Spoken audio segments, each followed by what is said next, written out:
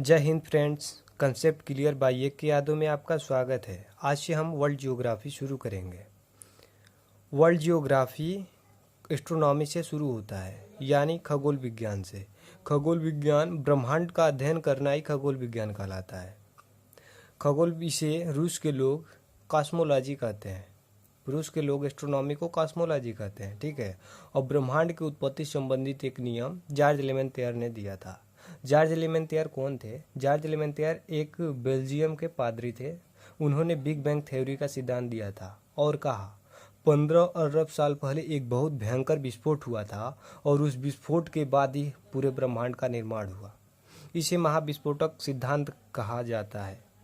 इनके अनुसार वैज्ञानिकों के अनुसार बताया जा रहा है कि ब्रह्मांड में आज भी खिंचाव है, यानी ब्रह्मांड आज भी फैल रहा है ब्रह्मांड। और वो बता रहे हैं कि ब्रह्मांड की खींचने वाली जो शक्ति है वो कम हो रही है। समस्या अब यह है कि जब यह खींचना छोड़ देगी तो ये सब आपस में आकर चिपक जाएंगे।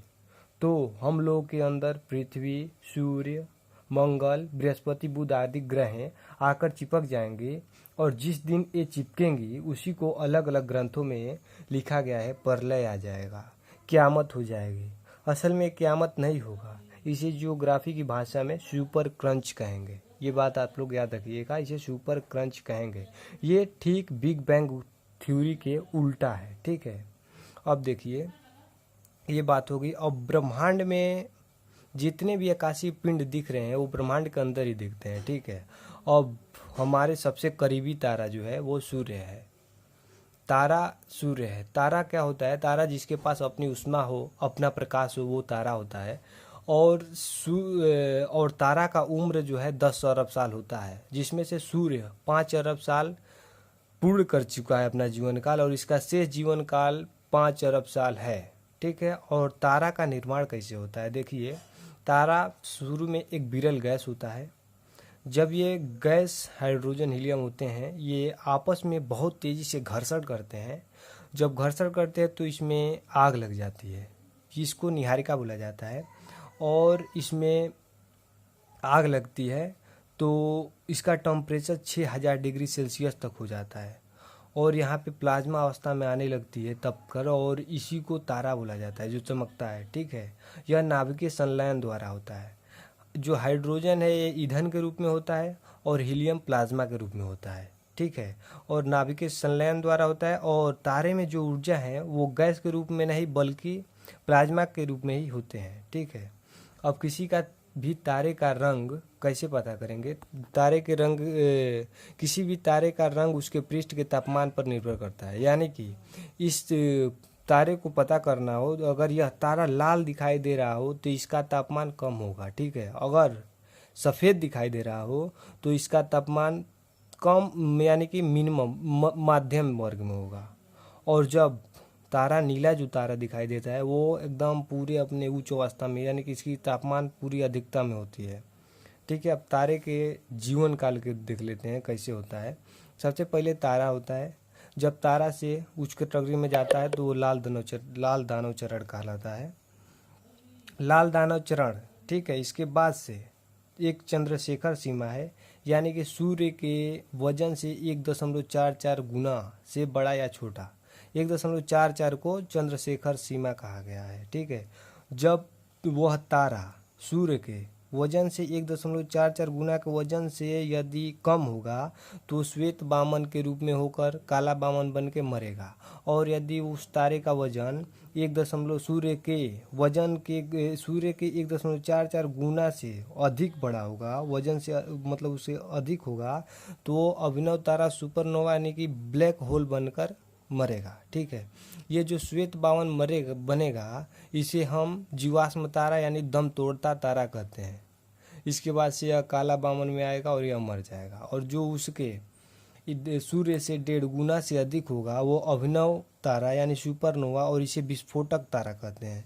इसके बाद से जब इसकी जीवन क्रिया न्यूट्रॉन होगा, न्यूट्रॉन के बाद से क्वेसर, फिर पल्सर और फिर ब्लैक होल बनकर मर जाएगा। ब्लैक होल बहुत ही अधिक घना होता है, मतलब ब्रह्मांड में जितने भी वस्तुएं सबसे अधिक घना इस ब्लैक होल का होता है। कहा जाता है कि यहाँ की एक चम्मच मिट्टी 100 हाथियों के वजन के बराबर होगा, कहीं उससे भी ज़्यादा हो। ये इतना घना होता है कि यदि यह पृथ्वी से टकरा गया, एक ब्लैक होल यदि अगर पृथ्वी से टकरा गया तो पृथ्वी को पूरा छील कर आर पार कर देगा, यानी कि पृथ्वी के अंदर जितनी भी मैग्मा है उन सबको बाहर कर देगा। बताया जाता है कि ब्लैक होल के टकराने से ही इस डायनासोर वगैरह की मृत्यु हो गई थी, यानी कि डायनासोर हमारे पृथ्वी से लुप्त हो गए। ठीक है, जैसे एक बार ब्लैक होल आया और पृथ्वी से टकराया, जब पृथ्वी से टकराया तो पृथ्वी को आर पार कर गया और पूरी मैग्मा पृथ्वी से बाहर निकल गई। जब बाहर निकली तो गुरुत्वाकर्षण बल उसे खींचने लगी, और वही जब प्लाज्मा के रूप में मैग्मा जब शरीर पे गिरा तो सभी वस्तुएं और सभी जितने जीव वगैरह थे, जैसे डायनासोर वगैरह, सब मर गए। चलिए, हो गया। अब ब्लैक होल का सिद्धांत भारतीय वैज्ञानिक एस चंद्रशेखर ने दिया। ठीक है, अब देखिए, चंद्रशेखर सीमा सूर्य के तुलना में तारा का 1.44 गुना यही चंद्रशेखर सीमा होता है। कई बार इसे एग्जाम में पूछा भी गया है। अब आते हैं आकाश गंगा। देखिए, अब ये क्या होती है, आकाश गंगा है। 100 अरब, हमारी ब्रह्मांड में 100 अरब ऐसी ऐसी करके आकाश गंगाएं हैं, 100 अरब। और एक आकाश गंगा में लगभग 100 अरब तारा मंडल है, तारा है, सॉरी तारा मंडल नहीं, 100 अरब तारा है। ठीक, अब हमारी जो आकाश गंगा है, हमारी आकाश गंगा मिल्की वे आकाश गंगा है, और मिल्की वे आकाश गंगा के निकटतम आकाश गंगा देवयानी है। ठीक है, अब देखिए, हमारी मिल्की वे आकाश गंगा के कहीं किनारे पर एक हमारा सूर्य स्थित है, जिसी पे सूर्य केंद्रीय सिद्धांत कहा जाएगा, जिस पे हम लोग आधारित हैं, जिससे हमारी पूरी दिनचर्या होती है। तो सूर्य के एक किनारे पे यानी भुजाओं पर सूर्य, जो मिल्की वे आकाश गंगा है, इसके किनारे पर यानी कि सूर्य, यानी कि इसके हमारी आकाश गंगा के भुजाओं पर सूर्य स्थित है। ठीक है, और सूर्य के कुछ दूरी पर ताराओं का एक समूह है, इसे नक्षत्र बोला जाता है। ठीक है, सूर्य के कुछ दूरी पर ताराओं का समूह है, इसे नक्षत्र बोला जाता है, जिसकी संख्या 27 है। नक्षत्र की संख्या 27 है। और ठीक इससे कुछ दूरी पर ताराएं हैं, इसको क्या बोला जाता है, इसको तारामंडल बोला जाता है। तारामंडल की संख्या 88 है। ठीक,